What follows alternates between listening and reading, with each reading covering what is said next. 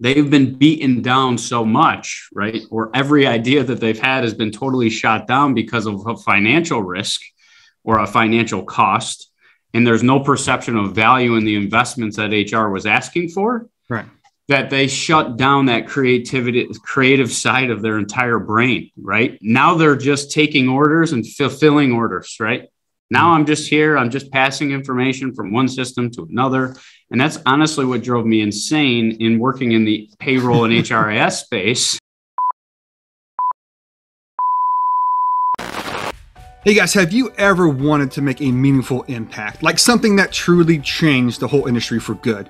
Today we're going to sit down with Kevyn Rustici, who is on a personal crusade to ditch decades of inefficiencies and unproductive work in human resources.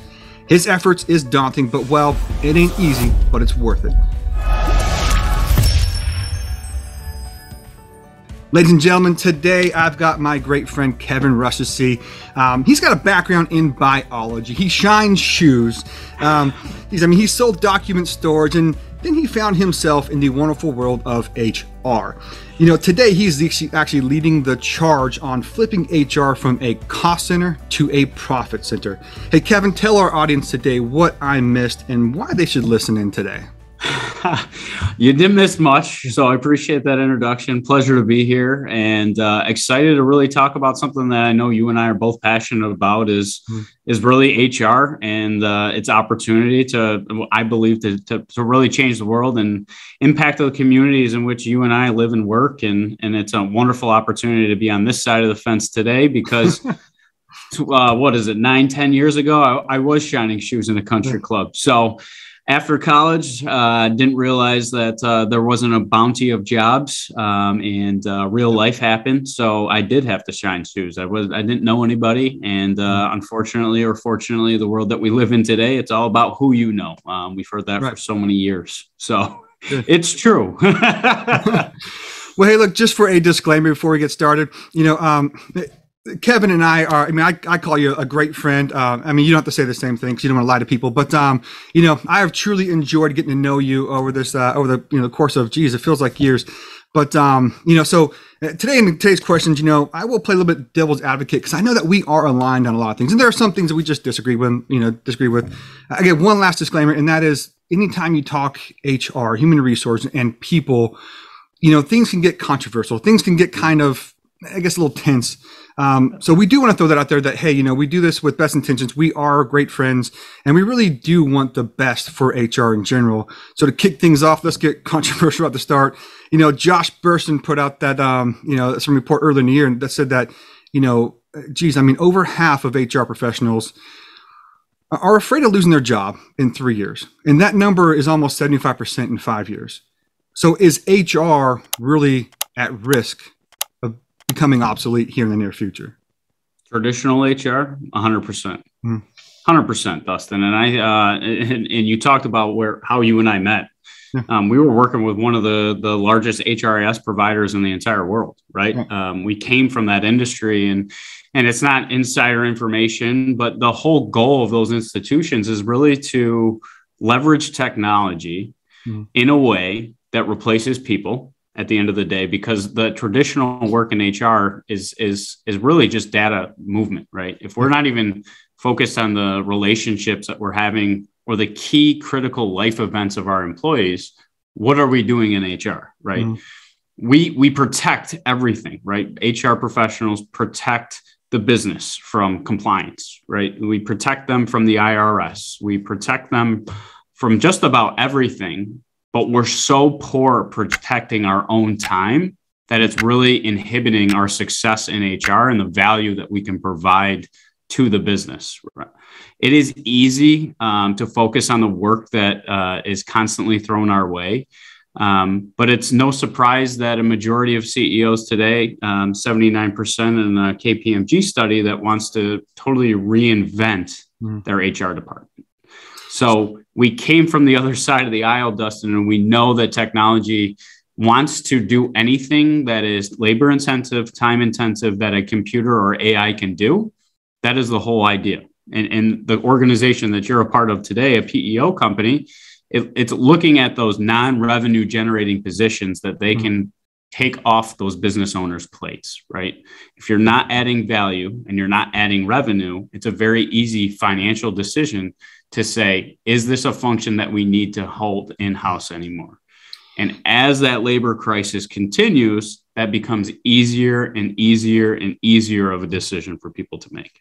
Absolutely. You know, I mean, I think you bring up some great points there. And I think probably the first one is, you know, I feel like there is comfort in feeling productive. Like I said, I mean, a lot of HR coming from the Army, had no idea what HR was. That to me, I mean, HR was somewhere I went if one of my team members got in trouble, I needed counseling for him, or, yeah. I mean, that's what was HR. I mean, if I had questions about my paid time off, something like that, that's what HR was.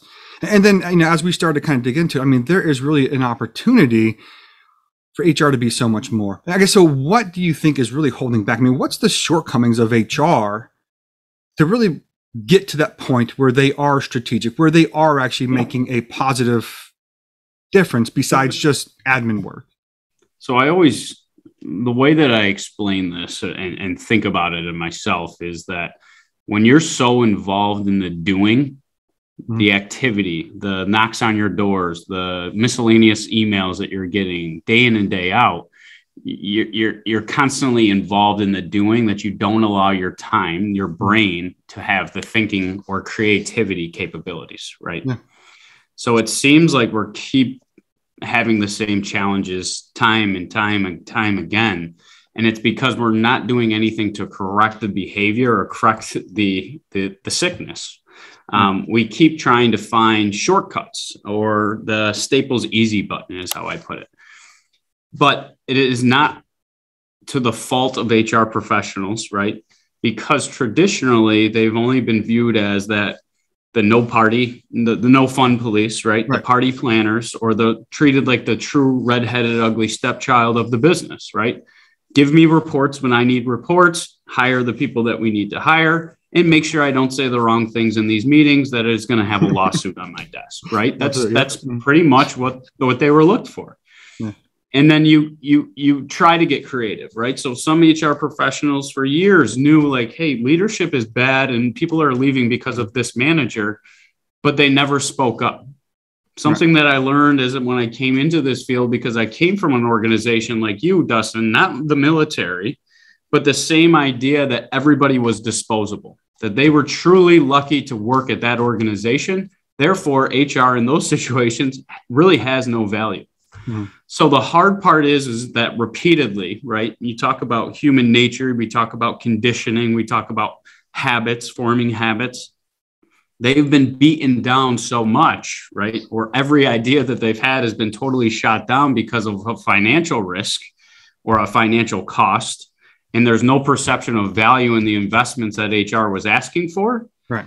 That they shut down that creative side of their entire brain, right? Now they're just taking orders and fulfilling orders, right? Now I'm just here, I'm just passing information from one system to another. And that's honestly what drove me insane in working in the payroll and HRIS space. Was technology is there to give you time to focus on how you can add more value to the business, right? Focus on the business goals and challenges. And what I started to see time and time again, small, medium, and large size businesses, is how disconnected and siloed each department was. The bigger of the company, the more silos that there were. And you would sit in these meetings and you would ask questions, and they were all working towards the same goal, but they had different objectives on how they were going to achieve that goal or that result. And it seemed like HR had no idea as to where the business was going and how to fit themselves into that equation. And that's really when I started to look at, well, what is the future of HR and how can we be better business partners? Is that we needed to start talking finance and using numbers to start to prove some of these emotions and these thoughts and these opinions that we've had for the 20 plus 30 years that we've been working in HR. Yeah. And how to start asking questions, right? And actually being a part of the business. Right. But don't you feel that, like, I mean, the reason why there's different silos and different departments is because that works, right? I mean, HR person is never going to be a finance person. The finance person is never going to be in sales, right? Isn't it good for a business to work like that? And I guess, why would you really want to have that cross synergy? I mean, why would you want to have that type of, I guess, commingling in the office space when they're down the offices from each other, you know? I think a lot is missed, right? I think that sometimes, what's that saying? Like, you're doing something with your right hand, your left hand doesn't know it. Very similar, right? So sometimes they can be doing counterproductive measures, right? So finance is the goal of the business is to grow revenue 5 to 12% next year, right? No, finance is going to look at that and say, well, how do we cut costs? Because I'm not sure that we can rely on the sales coming in that next year to ensure that we're getting to that growth target, right? Right. What does HR look at today? Probably not much, right? We would probably say HR is going to say, wow, that's a great goal. I don't really know how I impact that, right? And then we look at, then the operations is going to say, well, how do I build efficiency? How do I wring the rag? Maybe I can find some cost savings. So you're doing all of these things are acting independently of each other, but they're trying to head towards a common goal, right? So different objectives to achieve the same result, right? And HR's responsibility in that equation is to understand what each department's definition of success is and how they help them achieve that definition of success from a people perspective, from a training perspective, from a development perspective, from a succession planning perspective. That's where they're not going today, right? They are waiting. They're sitting back and saying, okay, I'm just waiting. Let me know. Show me the way.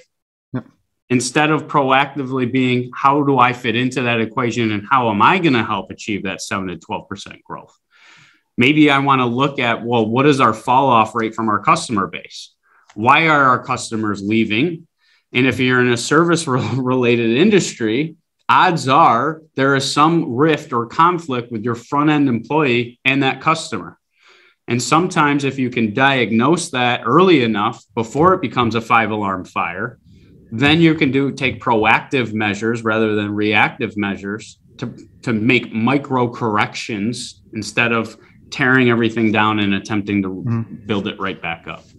So that's kind of the way that I see us needing to get out of that siloed approach, is because sometimes we're doing counterproductive measures and we have no idea that we're both kind of working against each other, but we say we're headed towards the same goal. Gotcha. I mean, I feel like like I said, that left hand and right hand, or, kind of analogy. As a body, like you have to be moving in one direction. Your right hand can't go out this way, and the left hand, you have to move in a kind of coordinated manner.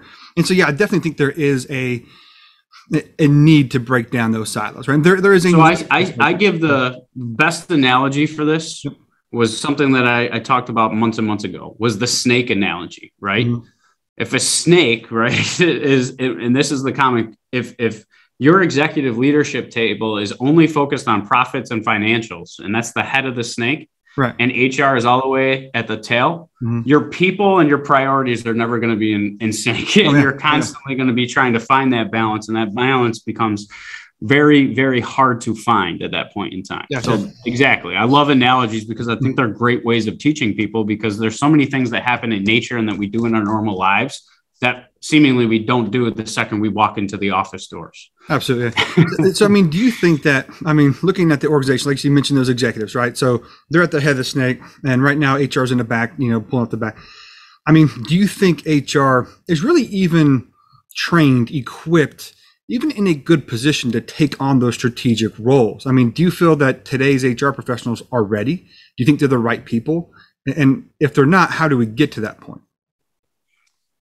I think they do exist, right? I think there are people that are creative. And what's interesting is typically two things. So 3 out of 5 HR practitioners would agree with what I am about to say, right? The shocking thing is if we look at the institutions of SHRM and NHRA and some of these other organizations, I would be willing to bet of that 66.6665% of people, 90% are probably members of those foundations or institutions, right? Gotcha. Each year, they have to receive enough credit hours to keep that license.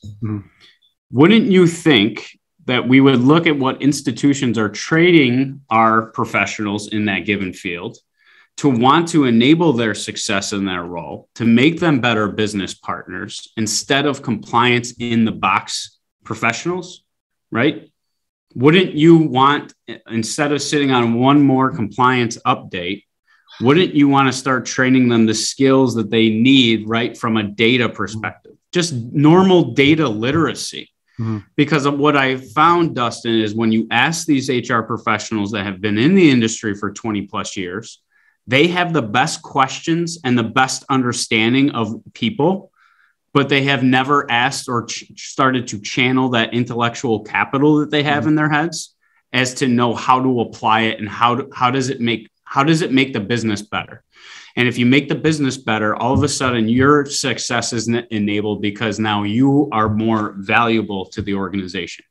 Mm-hmm. We can't speak in emotions. We have to prove things today in a monetary impact.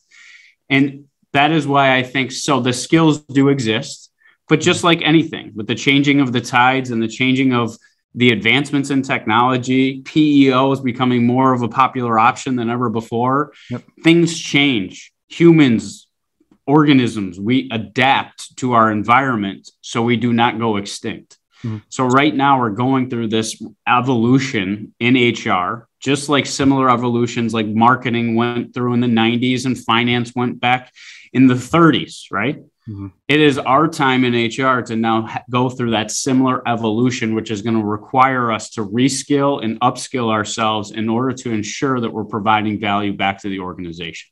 And if we're not, it's going to become a very easy financial decision for organizations to say, you are just a draw on my bottom line. You don't add value to my organization. Mm-hmm. Why don't I just outsource you? Yeah, and I mean, you bring that one last point you made there was just the upskilling, reskilling. And again, I mean, going back to that Burson report, and that was one of the main reasons why, is they felt like they were not being trained for the future, right? I mean, like I said, I mean, no one wants to push information from this Excel sheet to this Excel sheet to upload to this vendor to then most. I mean, and I think that's what a lot of HR professionals are doing now. And frankly, like you said, there's a lot of untapped knowledge and experience and expertise that is just really not being leveraged. And so, you know, when you look at moving HR forward, I mean, yes, training is a huge part of it. Being able to, I guess, kind of work how you can best support the business is a big part of that. And that comes to executives actually giving that power away. You talk a lot about data and analytics. Again, HR generally thought as a soft skill, as a soft kind of profession. Feeling. Again, it's feeling. It's touchy-feely, right? I mean, it's company T-shirts and barbecues, and hopefully really nice X interviews. And I think when it comes down to, I mean, what do you think HR can do with data and analytics? What can this unlock for the profession as a whole, but also for businesses who are looking to rebound, who are looking to grow 2022? Yeah. So before we get to that, some of the most important steps are the exact same steps that you just laid out before you asked that question.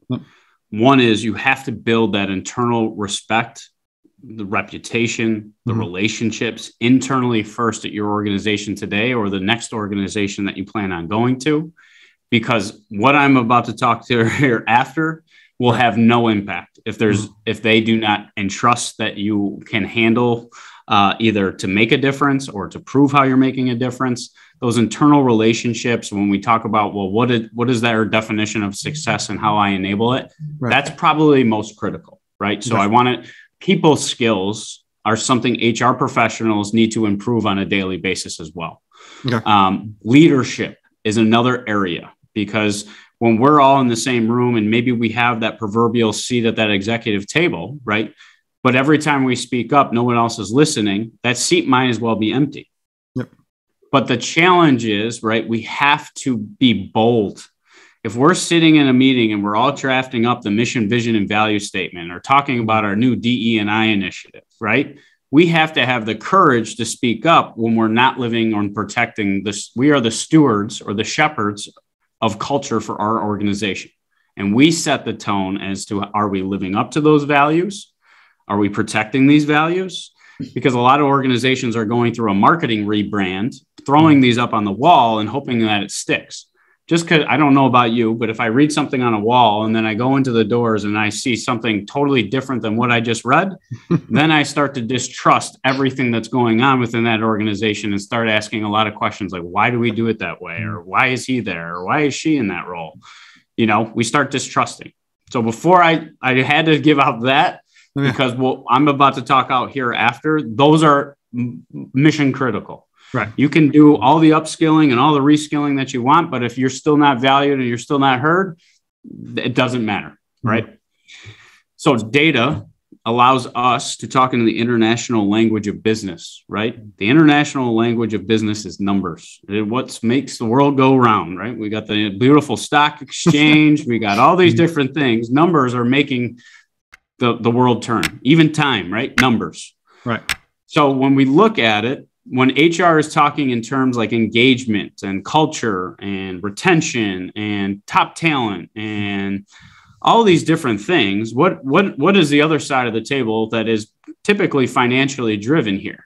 They hear the old Charlie Brown teacher, wah, wah, wah, wah, wah, wah. Like they're not picking up on what they're putting down, right? Right. Yep. Even though HR professionals know if I have a fully engaged, happy employee that they're going to go above and beyond for this organization, that still does not resonate with anybody on the other side of the table, right? Okay. Because now we're moving in a direction where we need proof, right? So long if business has been driving with the rearview mirror, that financial number, right, to try to predict and prepare for what's about to happen.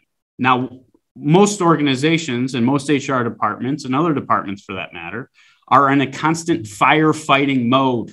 They can never get ahead. They're always fighting fires. They're not predicting. They're not preparing. They're always reacting.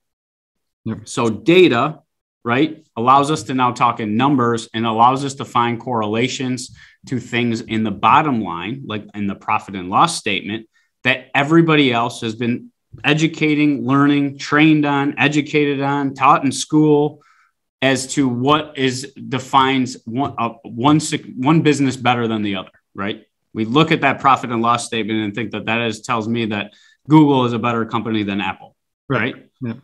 So it's a real opportunity to now say, okay, for that learning and development program, I want $50,000 and I'm going to go reassess the effectiveness of that learning and development strategy.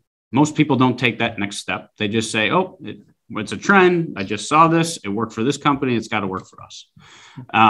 Instead of taking it to the next level and saying, is this strategy going to pay off? Is this what our employees want? Is it even how the majority of our employees learn? Like, we have not gone deep enough to understand that we can change or alter kind of the perception of HR and our perception and the value of people as our number one asset. If we continue to somehow find a correlation with, yes, if our turnover decreases, it saves us X amount of dollars that we can reinvest in X, right? Well, we start talking in business. Yeah. I mean, don't you think that's part of the difficulty though, you talk about human capital, right? So capital being a resource, and now humans, when you talk about that, isn't it, do you think this is part of the struggles of HR really taking a seat at the table, like you mentioned earlier, was going back to what you talked about earlier, is I walk into a pizza shop and it says, here's our core values, customer first, integrity, and yet I'm bringing in a pizza that is trashed, not what I ordered, and you're going to throw me out of your pizza shop because I asked a question, right? You walk in any business, you walk into here, we value our partners and our employees. Where does culture and how does HR drive that? Things like DE&I, things like the gender, the race, all the inequalities and stuff that are out there. Do you think part of the difficulty is that how do you measure that? Isn't that maybe part of the problem, is that putting a price tag and putting a number on things, the ROI, do you think that is part of the problem with HR really getting, I say what it's due, but getting that seat? Do you think that's part of the problem? Yeah, 100%. Again, go back to marketing. I look at history, right? We go through evolutions. We've seen evolutions in the past. We've seen the Industrial Revolution, and theoretically, we're in the fourth Industrial Revolution today, or the digital age, whatever we want to call it. at different times in history, there was different functions within organizations that were more needed or more valued, right? Back when bookkeepers were just bookkeepers, the generally accepted accounting practices came out, and immediately they were arming leaders with new information than they previously had, right? Yeah. New information that they could now use to make or drive business decisions and strategy. But we live today, right? Fast forward to where we are, post-pandemic era, where things seem to change by the wind direction from a compliance perspective, from a socioeconomic climate. Right. And now competition breeds innovation, right? I said that from our previous employer, right? We worked for one of the biggest companies for the longest time. They could be as crappy as they wanted to be in customer service and all this other stuff because there was no competition. As soon as competition happened, that's when all of a sudden, we need to focus. We need to improve this. We need to get better at that. So again, we react to the market instead of setting our stake in the ground and determining that we want to be the best manufacturer this side of the Mississippi in this particular product. That is our mission. That is our goal. That is something that our employees can get behind, right? And say, that is our goal. That is our mission. I want to help get us there, right? Yes. Culture is never a check of the box, which is really hard for a lot of people to get because a lot of doers out there need to check things off the box, the list, the laundry list. Got it, done. I can move on. I can think about something else. Culture is not that thing. Culture is that thing that constantly has to be in the back of our mind. How are we upholding the mission, vision, and value statements? How am I proving to my employees that they are truly that number one asset in our organization? Is it simply something that we just say? Or is it something that we prove day in and day out? Right. And the challenge today, right? So what we're experiencing in our personal lives is now bleeding over so much into our professional lives because we all hit the magic pause button with the pandemic. Right. Priorities shifted, opportunities opened. Hell, I could get a job tomorrow if I wanted to and start working for a company in California. These are things that have never been available to the working public. It is causing organizations to head into a tailspin because now they can't even have the people to fulfill the orders that they've been working so hard to get, right? You can talk about what's going on too with the logistics. A lot of that logistics is because there's not enough people to move the product from these ports to other areas. It's people, right? Yeah. It's people at the end of the day that make the world go round, but we have to show that people and numbers are so intertwined that our human capital is truly an investment. You are investing in your people. That's why I don't like the word resource, Dustin. Resources are finite. We can abuse resources. We see the abuse of fossil fuels, right? Mm-hmm. It's a resource. There's going to deplete. At a certain time, it ends. Whereas if it's a human capital, it's something that we invest in, we protect, we take care of. And over time, it should bring us back a greater return. Right. And I think that's kind of where we're headed. Yeah. And I think that's important to, and I agree with that. I mean, like I say, when I look at a resource, it's a consumable, it's time, it's money, sunken cost. Yeah. And yeah. And I guess, I mean, and I know that is your, kind of one of the taglines you got there, and, that flipping HR from a cost center to a profit center. I mean, do you think that's even possible? I mean, I know we talked about, there is we got to talk numbers, right? So yeah. If I'm an HR professional, if I have a conversation with the CEO, with the CFO, whatever that may be, can HR really be a profit center? And how does that happen? Yeah, 100%. So a couple of things, 3 questions that every HR professional should be able to answer tomorrow. Yep. How do we make money as a business? Where do we lose money as a business? Mm-hmm. And how do we spend our money today? Yep. Right? Those 3 critical business questions will immediately give an HR professional their micro MBA that they need to start to understand how the business works, right? Mm-hmm. If we know people and we know people and we don't know anything about the business, that's where we are today. We're that true cost center. We're sitting there, we're taking orders, we're drawing off the bottom line. Yes, we're finding people. We're just throwing bodies into these positions. I've heard so many people say that. We can't find anybody. We just need bodies. Yep. And one of our friends, Dr. Cass, said, right? Well, bodies, we can find them at the morgue. Yeah. If we want people, right? If we want the right people, let me know. Right. And that takes us to reevaluate our whole interview process, right? We talk about DE&I. Yep.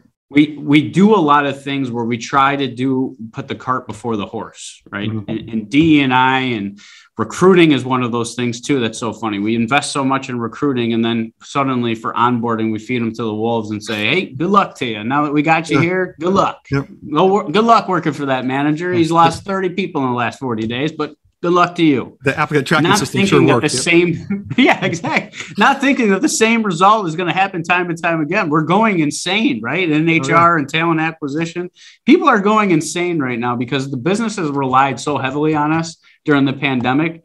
And now all of a sudden, these business owners, now that we see like maybe that the clouds are opening up and the sun is coming out for this pandemic, all of a sudden CEOs are going back to their gut, their instinct and intuition, and saying everybody's getting back to work, and that tells you that how frustrated HR professionals are. You were like, wait a minute, I helped save the day. I did this. I protected our employees. I protected the business. And now all of a sudden you guys are going to keep going back to back to normal or back to where we were before. Isn't that frustrating? Doesn't that get annoying after a while? It has to, right? So that's why DE&I is one of those conundrums that I just find fascinating, right? We got the opportunity to see how people were going to react to DE&I, right? Absolutely. Some people did marketing campaigns, right? Oh, we're all about diversity, equity, and inclusion. They changed their career site. They changed their job descriptions. But at the end of the day, if you're so focused on the D and you haven't taken care of the equity piece, if you can't even pay men and women the same, then you're not really creating an inclusive environment. And you're telling diverse candidates that we are diverse, equitable, and inclusive. It's going to be a carousel of, oh, you're telling me you're diverse and inclusive. They're going to come and stay maybe 30, 60, 90 days. And they're going to say, well, they were full of shit and I'm moving on to the next place. It's real easy to find out. I mean, when you walk in, like I said, when you walk into the office and here's the mission statement, and on day one, I could tell it's not true, Well, hey, look, Kevin, honestly, I we could talk about this stuff for hours, man. I really can. This has been a lot of fun. Yeah, you and me both. Yeah. Well, hey, look, Kevin, I know your time's precious and I got to let you go here, but what's the, just kind of close it here. What's the best way to get in touch with you? Like I said, people are going to love the things that you're putting out here. What's the best way to reach out to you? Honestly, Dustin, I'll give you LinkedIn is probably that's honestly where I have the most fun and really meeting great people across the country and across the world and really having conversations like you and I've had. I think sometimes getting differences of opinion and seeing it from a different lens or a different angle is just simply how we get better as a function. And you have these conflicting conversations with finance professionals to really understand what is their mindset. Once we understand how they're making decisions and how they think, then we can kind of alter our path and alter our perception and change their reality to just show them, hey, this is the case. Just let me show you how to do this. Now I understand where you're coming from. So that's probably LinkedIn is the best way to get a hold of me. And I would love any conversations like this in the future. You and I could talk all day. It gets me excited. It gets me out of bed in the morning. Well, I may ask you back for a round two, but hey, Kevin, thanks so much for jumping on today. And definitely, I love the work you're doing. A big fan. And again, I follow you on LinkedIn, all the great stuff you're posting on there. This crusade you got right now of turning HR into a profit center. Definitely it ain't easy, but it's worth it. Kevin, thanks so much for your time and look forward to connecting soon again. Thanks so much, Dustin. Appreciate it. All right, guys, thanks. See ya.